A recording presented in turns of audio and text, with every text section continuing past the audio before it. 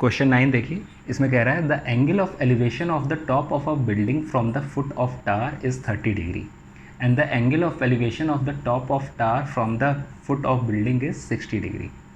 If the tower is 50 metre high find the height of building.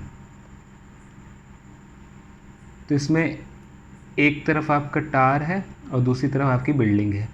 अब इनकी आपको tower की हाइट दी हुई 50 मीटर, बिल्डिंग की आपको फाइंड करनी है. इन दोनों के बीच सर्टेन डिस्टेंस है और यहाँ से एंगल ऑफ एलिवेशन बन रहा है from the foot of tower is 30 degree और यहाँ से एंगल ऑफ एलिवेशन बन रहा है 60 डिग्री का. The angle of elevation of the top of the tower from the foot of building is 60 degree. Tower की आपको हाइट दी हुई है, आपको बिल्डिंग की हाइट फाइंड करनी है. तो इसको नेम कर दें ABCD. तो इन ट्रायंगल ABC आपने tan 60 अप्लाई किया तो tan थीटा क्या होता है आपका परपेंडिकुलर अपॉन बेस, तो that is AB upon BC. तो BC will be equal to 50 upon √3. अब ऊपर नीचे √3 से मल्टीप्लाई डिवाइड कर लें तो इट विल बी 50√3 मीटर. आपका BC आ गया.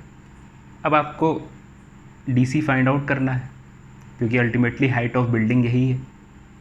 तो in triangle BDC tan 30 is equal to DC upon BC. tan 30 आपका हो गया 1/√3. DC आपको फाइंड आउट करना है, BC की वैल्यू आपको पता है.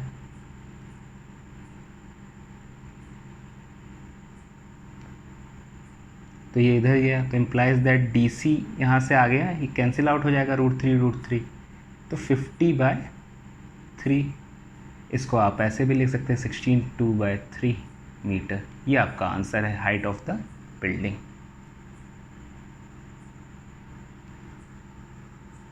नेक्स्ट प्रॉब्लम देखिए क्वेश्चन 10. इसमें कह रहा है two poles of equal height are standing opposite each other on either side of the road which is 80 meter wide.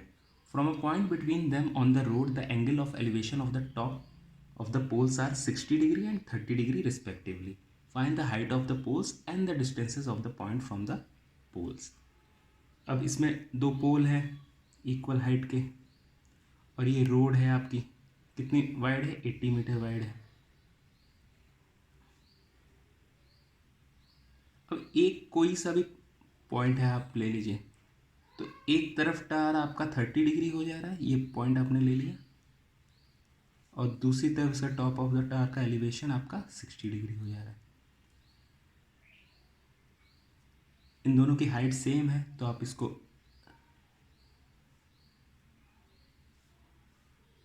y मान लीजिए, इसको y मान लीजिए, सेम है.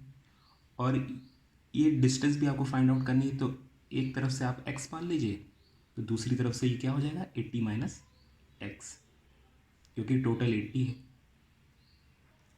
तो ट्रायंगल ABC आप लीजिए तो इसमें क्या होगा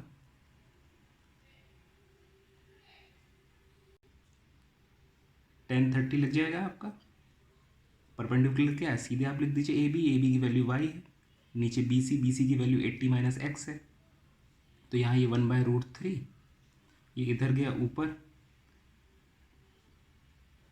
तो इसको आप ऐसे लिख सकते हैं कि y की वैल्यू आ गई आपकी 80 माइनस x अपॉन √3.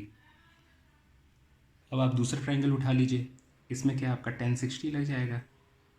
D की वैल्यू क्या है y है अपॉन x हो जाएगा. tan 60 होता है √3, तो यहाँ पे ये √3, तो x √3 is equal to y की वैल्यू आपने यहाँ से पुट करी तो 80 माइनस x अपॉन √3. ये अगर इधर गया तो ये √3 तो इम्प्लाइज दैट आपका 3x is equal to 80 minus x. ये इधर गया 4x हो जाएगा. यहाँ से आपकी x की वैल्यू आ गई 20 मीटर. मतलब ये वाला पॉइंट आपका 20 मीटर की डिस्टेंस पे है इस साइड से. अब आपको y निकालना है, पोल की हाइट. तो इस 20 को इस इक्वेशन में पुट कर दीजिए. तो y equal to 80 minus 20 divide by √3 is equal to 60 divide by √3। √3 से मल्टीप्लाई डिवाइड करिए तो ये 3 हो गया नीचे, तो 20, तो 20√3 मीटर ये आपकी हाइट ऑफ द पोल है। ये आपका आंसर हो गया, और ये भी आपका आंसर का ही पार्ट है क्योंकि इस तरफ से है। और अगर आपको इधर से भी निकालना है तो आप निकाल लेंगे। BC की वैल्यू आपकी कितनी आ जाएगी, 80 minus x which is equal to 80 minus 20 that is 60 metre. Next problem देखिए, प्रॉब्लम 11। इसमें कह रहा है TV tower stands vertically on a bank of canal from a point on the other bank directly opposite the tower the angle of elevation of the top of the tower is 60 degree. यानी कि ये angle of elevation दिया हुआ है 60 degree, ये other bank हो गया है, ये बैंक इधर वाला है, और ये आपका AB आपका टावर है। तो इस टावर की आपको हाइट फाइंड करनी है और विड्थ ऑफ कैनाल फाइंड करना है। तो ये आपका कैनाल विड्थ हो गई x। From another point 20 meter away from this point on the line joining this point to the foot of the tower, the angle of elevation of the top of the tower is 30 degree. Find the height of tower and the width of canal. आप triangle ABD ले लीजिए, इसमें आप 10-30 degree apply करेंगे तो it will B perpendicular, यानी कि AB upon base, base है आपका DB, तो which can also be written as 20 + x। आपने यहाँ इसकी वैल्यू पुट करी 1/√3 is equal to AB upon 20 + x। AB is equal to आपका 20 + x अपॉन √3 आ गया। अब आप सेकंड ट्रायंगल लीजिए, इसमें आपने 1060 अप्लाई किया, ये भी आपका AB अपॉन BC आ जाएगा, BC इज़ x, तो 1060 की वैल्यू होती है √3, तो implies that x into √3 is equal to AB। ये आपकी AB की वैल्यू आ गई। AB आपको ऑलरेडी यहाँ पे है, तो आप इन दोनों इक्वेशन को इक्वेट करिए।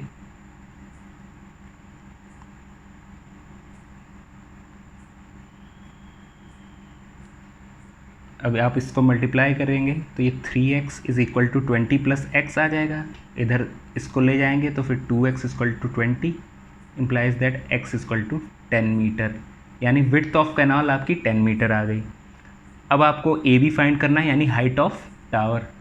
तो AB will be equal to 20 + 10 upon √3 which is equal to 30 upon √3। अब √3 से ऊपर नीचे मल्टीप्लाई डिवाइड कर दीजिए तो आपको फर्दर फाइनल आंसर आपका आ जाएगा, ये 3 हो जाएगा, तो ये 10√3 मीटर ये आपका हाइट ऑफ टावर है। ये दोनों आपके आंसर हो गए। प्रॉब्लम 12 देखिए, इसमें कह रहा है from the top of a 7 metre high building the angle of elevation of the top of a cable tower is 60 degree and the angle of depression of its foot is 45 degree. Determine the height of the tower. देखिए एक building है, जैसे कि मान लीजिए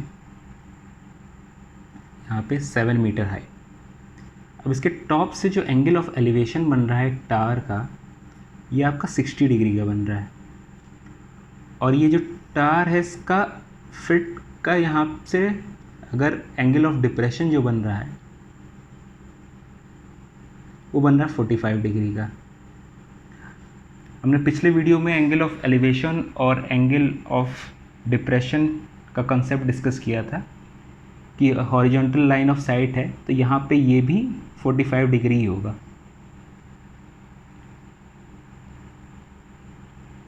alternate angle से।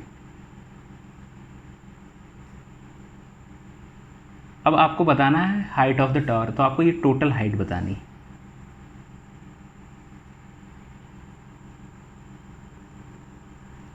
तो आप इसका नाम दे दीजिए ABCDE। तो इन ट्रायंगल BDE आपने 1045 अप्लाई किया तो ये हो गया BD अपॉन D। यहाँ से आप DE की वैल्यू आप निकाल सकते हैं। 1045 की वैल्यू 1 होती है, तो DE is equal to BD and BD is 7, तो DE आपका 7 मीटर आ गया। अब जो ये 7 मीटर ये है तो BC भी इतना ही होगा, तो आप सिंपली ट्रायंगल ABC का यूज़ करें। यहाँ पे 1060 अप्लाई करिए तो it will be A C upon B C, ये √3 होती है 1060 की वैल्यू, और बी सी आपको पता है 7 है, तो ए सी अपॉन 7 इम्प्लाइज दैट यहाँ से ए सी की वैल्यू आ गई 7√3 मीटर। अब आपको ए ई निकालना है, तो A E is equal to A C plus C E. अब ये अगर 7 है तो ये भी 7 होगा, तो it will be 7√3 plus 7 which can also be written as 7 common ले लिया √3 प्लस 1।